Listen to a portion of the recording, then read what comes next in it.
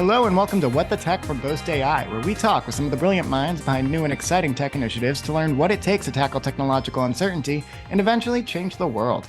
Today, I am thrilled to welcome to the show Weston Baker, founder and CEO of Morphic, and an overall force in the startup ecosystem.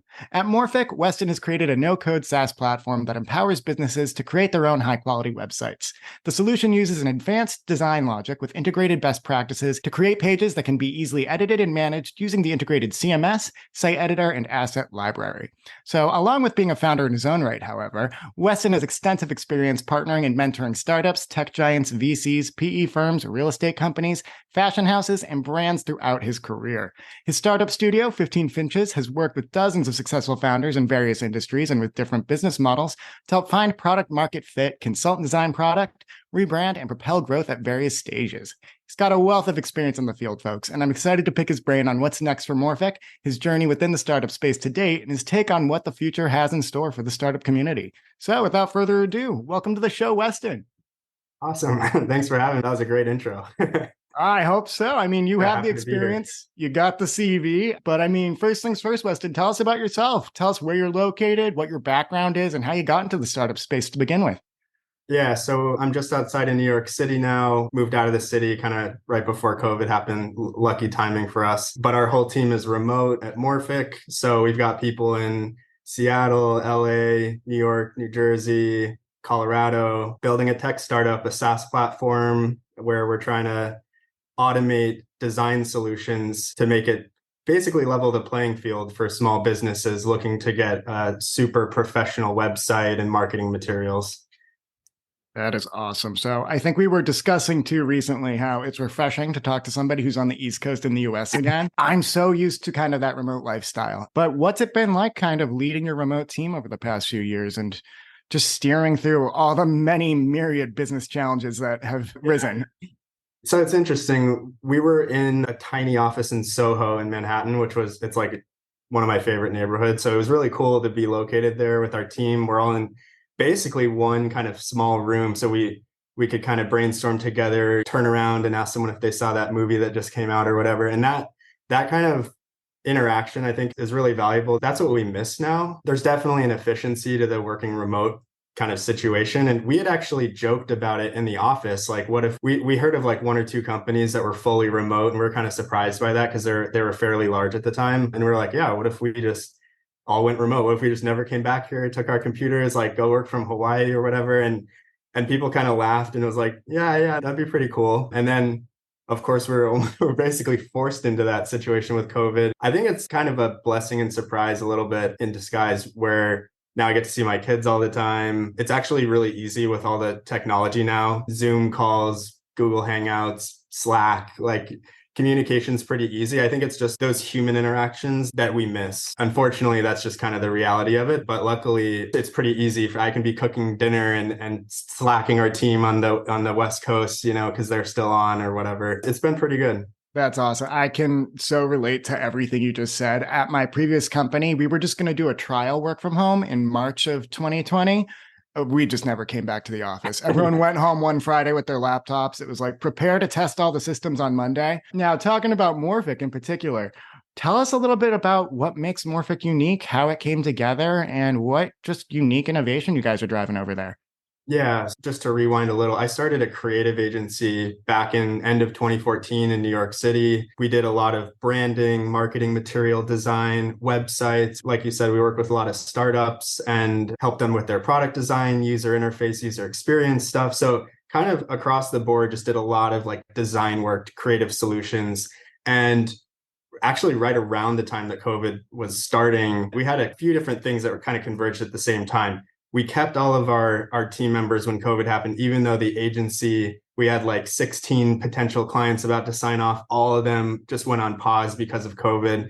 And so we were left with our staff. And instead of laying anyone off, we decided to build this kind of thing that we had started building internally as kind of a client dashboard, we were calling it, but we had all these other ideas for it. And this is the thing that eventually turned into Morphic. And then we found that it was working so well for customers that we started doing that full time instead of the agency. But basically, we found that we could automate the creative solutions that our clients were coming to us for and basically productize a service-based business, which when you think about like what service-based is and how it's pretty limited for how you can scale it, you can kind of work with one client at a time to solve their problem, but it's hard to kind of expand that out over a wider audience easily. And with the product, if you build those solutions into it, then you can offer those kind of solutions to however many people sign up for it. And so yeah, that was kind of an exciting thing. It was a little bit of a happy kind of situation that happened because we were then freed up to work on, and we had done other internal projects before too. We had launched our own apps and stuff. We had worked with so many startups, helping them from their idea up to,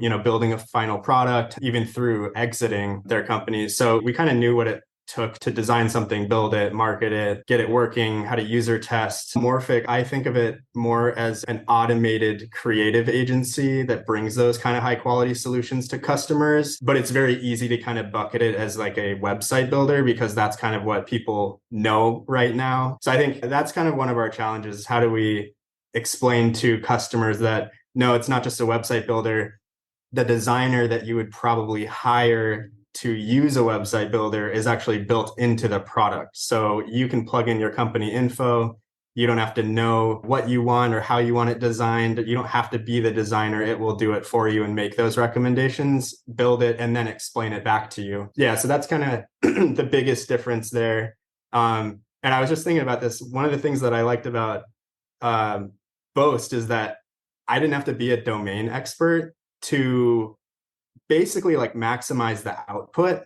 And I feel like that's one of the things we're doing with Morphic is you shouldn't have to know design at all. It's basically the equivalent of hiring a creative agency, go through onboarding, and then it does the work for you and it explains it to you. And I feel like that's kind of what we got with Boast. Like I still have no idea how it works on on your end, but it worked perfectly. And it's an amazing thing you get the benefits of it, but I didn't have to become the domain expert. Oh, absolutely. It's not a solution if you're putting the onus of work on your customer to do the heavy lifting. Like, not to bring it back to Boast immediately, but a lot of people who come to us from other places, they're like, at the end of the day, I put in so much time working on my R&D tax claim that I really just paid somebody to hold my hand. And it wasn't actually doing the work for me. It wasn't actually doing the solution for me. It's more just like, okay, I'm your babysitter for this process. It's going to be painful for all of us. I'm a marketer. I've been in the marketing space forever. My background's in journalism. There's a wide umbrella of what falls under content and what falls under content marketing. And I do not have that design eye. And everything you were listing out there in terms of being a full kind of creative suite for startups in that position where they want to look established, they want the best of breed product and the best of breed digital real estate, but they might not have the resources to outsource a full design team, or they might have a ace journalist on their team who can do the standard content marketing, but how do they fill in the other end there? How do they get that design, that visual aspect that actually gets people into the finish line? And our customers, I think the kind of underlying thing that is inspiring them is they want to build a business, whether they're just starting out and they have an idea and they need their first website, or they already have a business and they're somewhat established and want to kind of level up. They all aspire to basically be an industry leader. They want to go out there and be super proud of their company and show everyone and have it look super legit, clearly describe who they are, what their differentiators are, what their services are, their product is. And we worked with hundreds of companies doing like their brands and websites on the agency side. So what we found is a lot of those companies, they get that excited feeling, then they go out there and say like, okay, how do we bring this to life? Like we need to get an awesome website and marketing materials and everything. And they look at their options and see that, okay, we could hire a creative agency. They chat with a few of them. A lot of times it's like 25K quote, 50K quote, and very quickly their excitement is kind of like shot down. Sometimes they have the budget for it and they just can't warrant it because it's not an e-commerce site. It's a professional kind of marketing site, like a business profile. And are we really going to spend that much on this? And it's valuable, but that's a lot of money. So maybe we should look at the other end of the spectrum.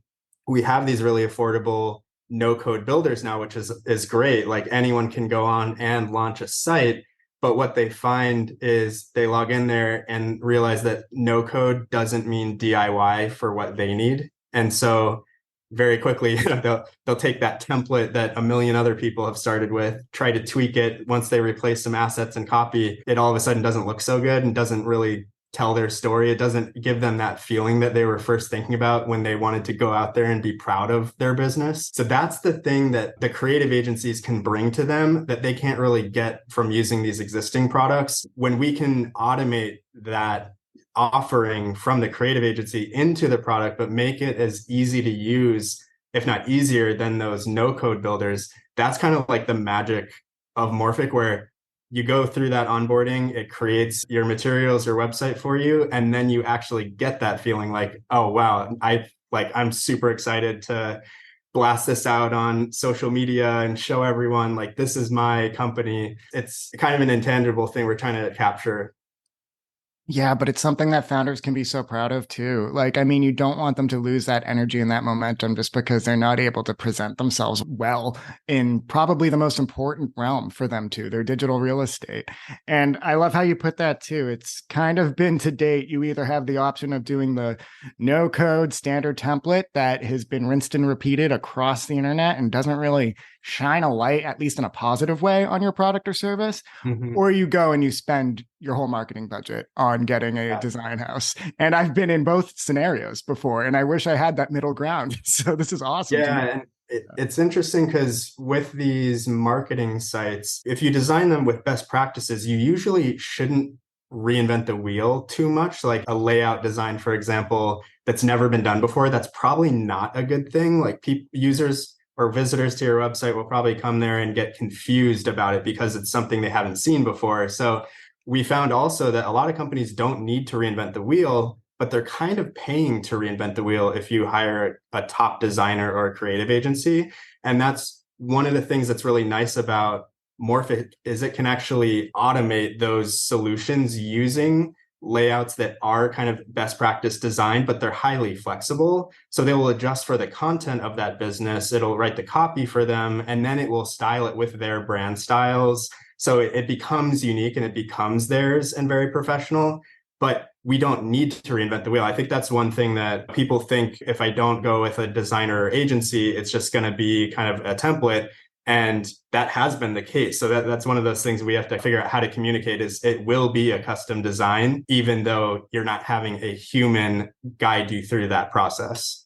That makes perfect sense to me. And again, I wish I'd been having this conversation at a few jobs ago just to learn about what we were doing with Morphic. Now, going back to you, Weston, a little bit, I know you didn't originally start necessarily in the tech space or the startup space.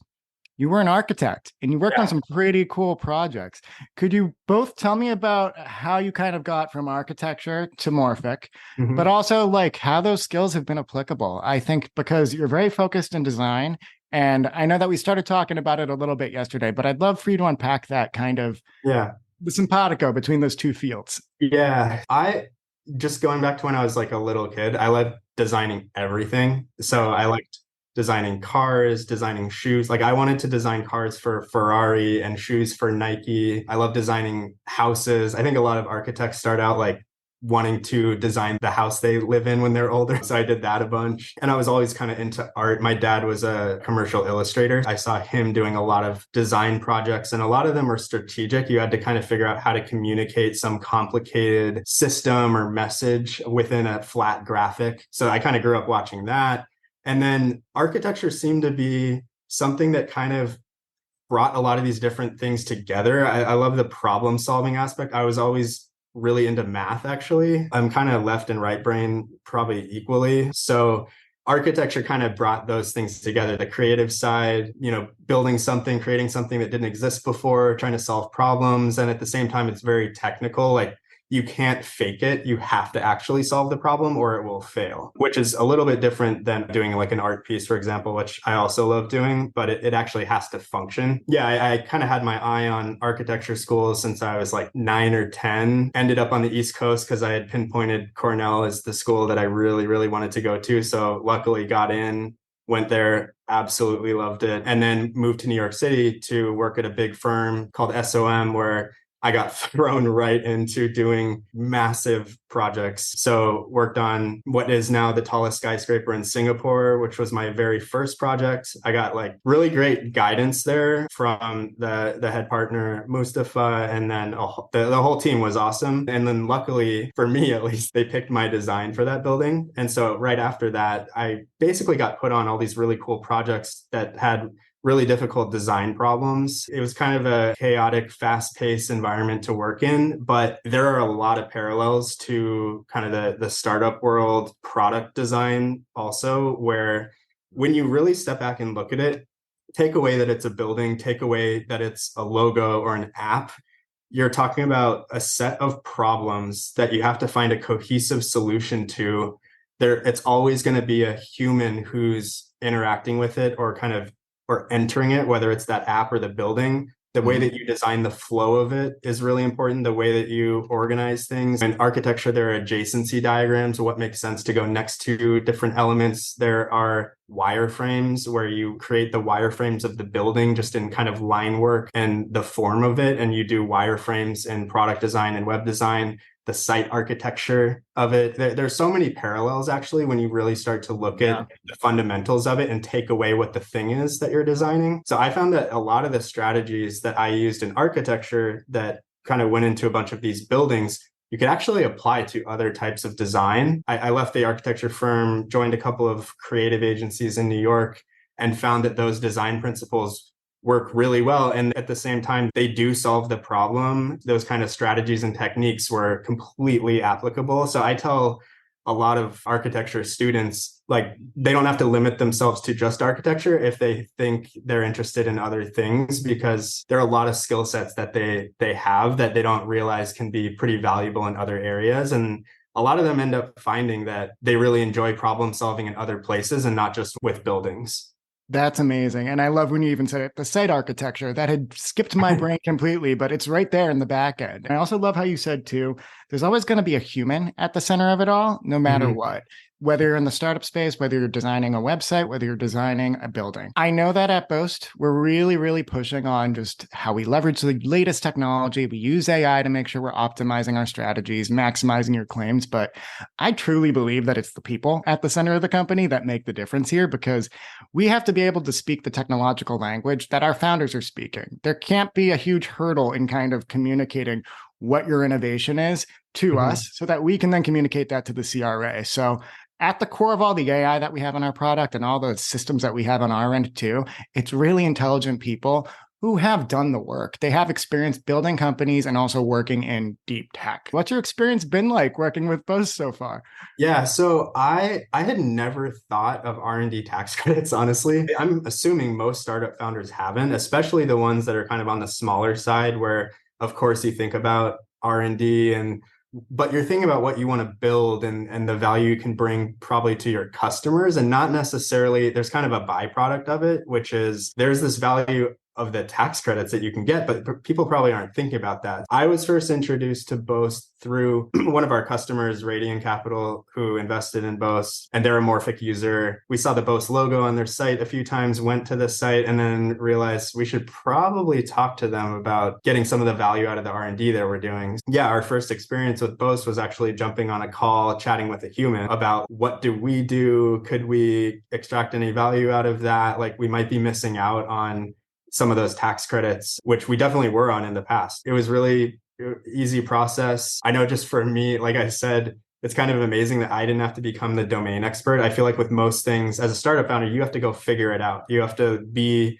the head of sales, be the head of whatever if you don't have a person for it. But with this, Boast just handled it for us. So like I said, I still on your end, I still have no idea how it worked, but it did work. It's kind of amazing. I think we worked with Jeremy, who was awesome. And yeah, helped us. Basically, we just filled out a sheet where I chatted with our engineers, like trying to identify what are the things that could qualify as R&D, plug that in, jumped on a quick call with Jeremy, went over that stuff. He kind of walked through which things would probably qualify or not.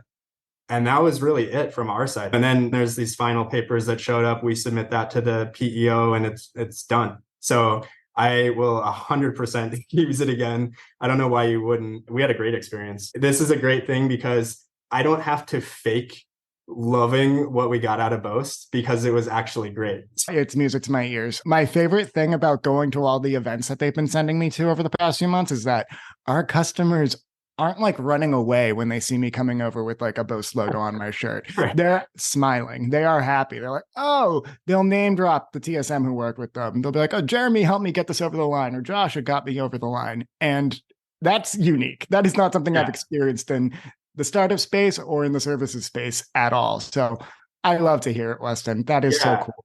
I think a lot of the startups that aren't thinking about this will look into it and then realize there's something of value that they've been building that they didn't realize that Boast can help unlock for them. I think that's probably why those people are coming up too. First of all, it's great to work with everybody that we've worked with, but also there's kind of like this value or money that's there that we didn't realize. And so when you find out you can unlock it, then it's kind of like this nice surprise, you know? Absolutely. Yeah. And that's the thing. So many founders, I think, especially in the US too, just because there's a perception that the tax system right now isn't set up in a way that really benefits small businesses or startups per se, at least compared to historical trends. But that's not necessarily the case. There is money available. There is money out there. We know where to find it. We know where we can help you plug it into to make sure that you're extending your runway and that you're working on R&D that you can get a credit back on next year, that you're making sure that there is a return on these investments that you're getting from the money that we help you achieve. So because we went through that process with Boast, we had to go back and look at the work we had done over the previous year to see what might qualify. So now we just actively kind of each month, we've just been like noting down in a little bit more detail everything that we think would probably qualify. And it's good to do anyway to document those things. But now it'll be even easier next time because we already have the whole thing right there and we'll just plug it in.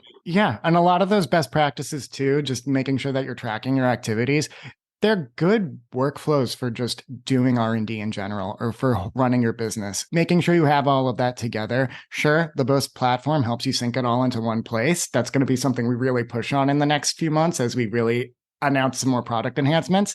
But as a business owner, be aware of what you could expense, be aware of what could be creditworthy, and make sure that you're doing those activities often if it's something that's going to benefit you too.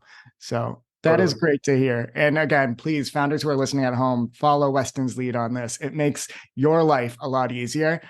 We'll get you the R&D claims. We just want to make sure that you're not running into walls or headaches running the business every day. So awesome stuff. All right, Weston, I cannot thank you enough for hopping on the mic here. Was there anything else that we wanted to include? Yeah, any founders out there who need professional website marketing materials, go check out Morphic.